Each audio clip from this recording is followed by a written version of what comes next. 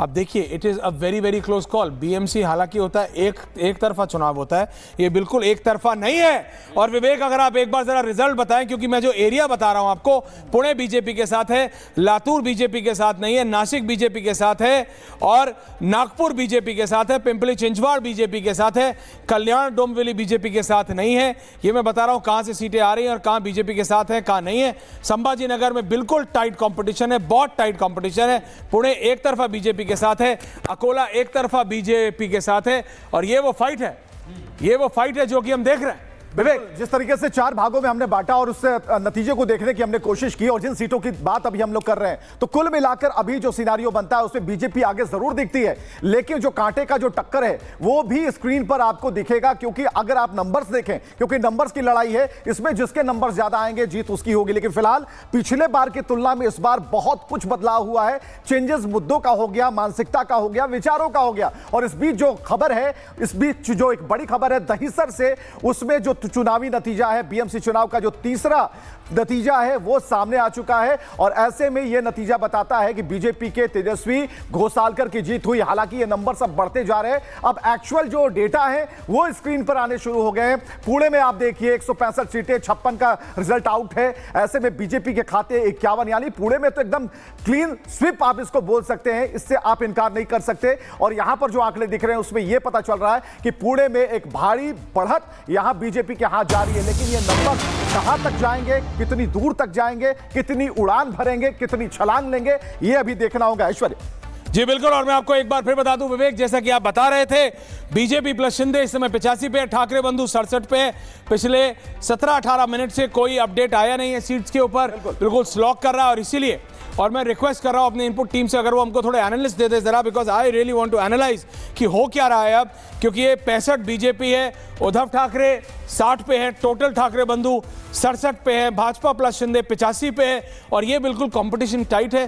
114 half पे मां के 115 चाहिए, 30 सीटें और जीतनी है विवेक। बिल्कुल, और जब ये नंबर्स बदल रहे हैं रिजल्ट्स में, क्योंकि पहले हम रुझानों की बात कर रहे थे, रुझानों में बीजेपी आगे बढ़ती हुई दिख रही है, लेकिन जब अब रिजल्ट्स में ये नंबर बदल रहे हैं, तब उस वक्त भी ये साफ पता चल रहा है कि हम बीजेपी ही आगे चले। क्योंकि अभी देखिए, जब तक 3 रिजल्ट्स घोषित हो चुके हैं उसमें बीजेपी आगे होती दिख रही है। हालांकि जो टक्कर है वो हमारे साथ नागपुर के हमारे साथी जुड़े हुए हैं, गरिमा अभी भी। गरिमा, क्या हमारे साथ हमारे नागपुर के साथी जुड़े हुए हैं अभी भी? क्योंकि हम अपने साथियों के पास अब जाना चाहते हैं, क्योंकि नंबर्स।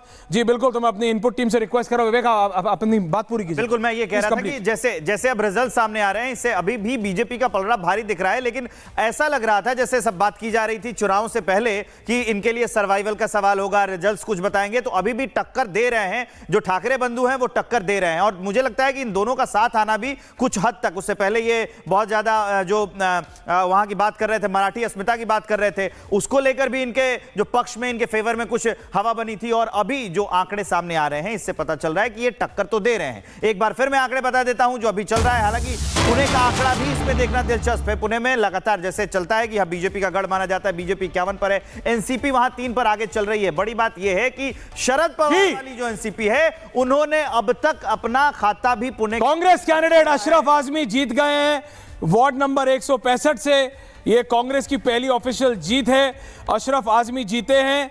कहां से जीते हैं? वार्ड नंबर 165 से ये जीते हैं। बिल्कुल, आप अपनी बात पूरी कीजिए विवेक, आप बता। और एक और रिजल्ट मेरे पास आया था, 183 नंबर बीएमसी का जो वार्ड है, वहां से भी एक कांग्रेस का कैंडिडेट वो अपनी बढ़त बना रहा था, मतलब बढ़त बना रहा था, अभी जीत नहीं हुई थी। तो कुल मिलाकर कांग्रेस के तो मुझे लगता है कि चर्चा ही छोड़ देनी चाहिए, क्योंकि जैसे जैसे चुनाव आगे बढ़ते हैं बाकी पार्टियां आगे बढ़ती हैं, डिग्रेड होती जा रही है। लेकिन मैं आपको बताऊं कांग्रेस क्यों इंपॉर्टेंट है। कांग्रेस इसलिए इंपॉर्टेंट है विवेक, क्योंकि कांग्रेस 10 पे है, और अगर ये गैप जो कि आप 85 और 67 देख रहे हैं, संख्या उधर जाकर अगर ये कम होता है तो कांग्रेस तो उद्धव ठाकरे के साथ चली जाएगी। अब वो उद्धव ठाकरे वाली शिवसेना है, वो कोई स्वर्गीय बाला साहब वाली शिवसेना तो है नहीं कि मर जाऊंगा लेकिन कांग्रेस के साथ नहीं जाऊंगा।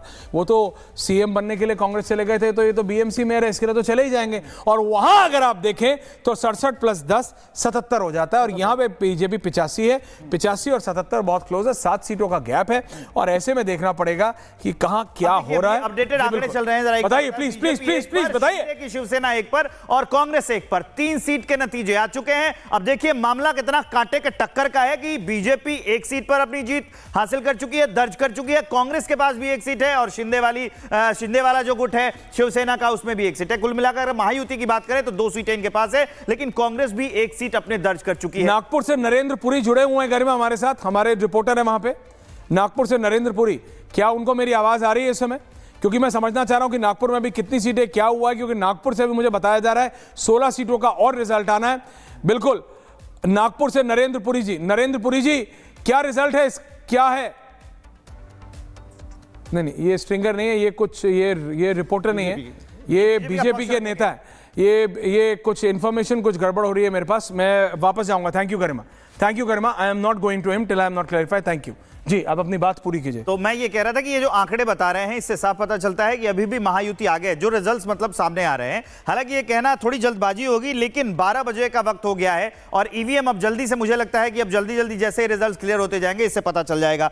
लेकिन 7 नंबर की मैं बात कर रहा था, इस पर एक बार और मैंने टोका था कि ये राज ठाकरे का नंबर अब लगातार डिग्रेड होता जा रहा है। अभी भी उनके खाते में, मतलब जो इनकी पार्टी है मन से, इनके खाते में एक भी सीट नहीं गई है। 7 पे वो बढ़त बनाए हुए थे, मुझे लगता है कि वो आंकड़ा और भी बदलेगा और इनकी पार्टी और नीचे जाएगी और इससे पता चलेगा कि विधानसभा चुनाव में इनकी पार्टी का परफॉर्मेंस कैसा होगा और क्या ये महाराष्ट्र के लोगों को अपने उस एजेंडे पर, अपने उस प्रोपेगेंडे पर, जिस पर काफी बवाल कराया, उस पर लेके आ चुके हैं। क्या अब तक 3 सीटों के नतीजे सामने आ गए, उससे साफ पता चल रहा है कि महायुति अभी भी जबरदस्त टक्कर देने के साथ साथ बढ़त भी बनाए हुए हैं। शिवसेना जो शिंदे गुट की है उसके पास 1 है, बीजेपी के पास 1 सीट है, कांग्रेस भी 1 सीट जीत चुकी है। 3 के नतीजे आ गए हैं, बिल्कुल आए हैं। और बीएमसी चुनाव के रुझान हम नतीजों में जैसे ट्रांसफर हो रहे हैं, उससे हम एक बार फिर से हम रिपीट करना चाहेंगे कि जो दहिसर इलाका, आपने गलत फ्रेम काटा है, वहां वार्ड नंबर 2 से बीजेपी के टिकट पर खड़े हुए तेजस्वी घोसालकर जीते।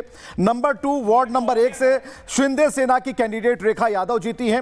नंबर 3 उद्धव सेना के फोरम परमार को शिकस्त दी है। वहीं मुंबई के वार्ड संख्या 183 से कांग्रेस कैंडिडेट वर्षा काले ने शिंदे सेना के वैशाली शिवाले को हरा दिया है। बिल्कुल विवेक, और हम सीधा चलते हैं अपने नागपुर वाले स्ट्रिंगर, आप बीजेपी नेता नहीं, नागपुर वाले स्ट्रिंगर के पास हम चले। नरेंद्र पुरी जी, क्या हो रहा है नागपुर में? पुरी जी, आवाज आ रही है आपको? आप लाइव हैं रिपब्लिक भारत पे। पुरी जी, आवाज आ रही है आपको? आवाज नहीं आ रही है, मेरे को लगता है अभी ऑडियो नहीं जा रहा है।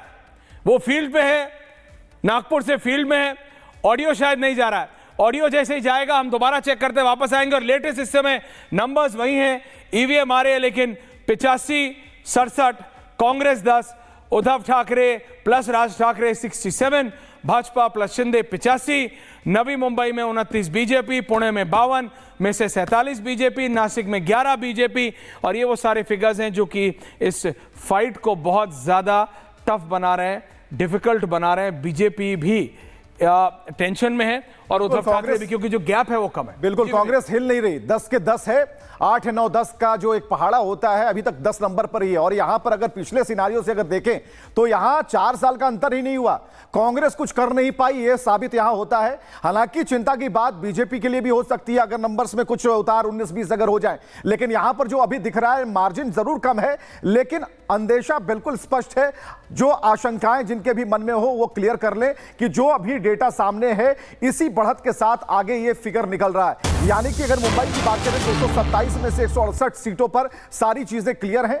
85 बीजेपी प्लस, यूपीटी के हाथ 67, कांग्रेस अभी भी ब्रेकिंग आ रही विवेक, अगर आप वो ब्रेकिंग। बिल्कुल, एक और बड़ी खबर आ रही है, यहां बीएमसी के वार्ड संख्या 135 से बीजेपी के नवनाथ बन जीत चुके हैं। यानी कि जीत का आंकड़ा जो है वो अब बीजेपी के खाते में जाता हुआ नजर आता है। बीएमसी के वार्ड संख्या 135 से खबर आई जहां बीजेपी के नवनाथ बन जीत चुके हैं। यानी कि इसी तरीके से फिगर आउट हो रहा है और लगातार इसमें चीजें बदल रही हैं। नवी मुंबई को अगर आप देखें, अमृत है, बिल्कुल अमृत हमारे साथ विवेक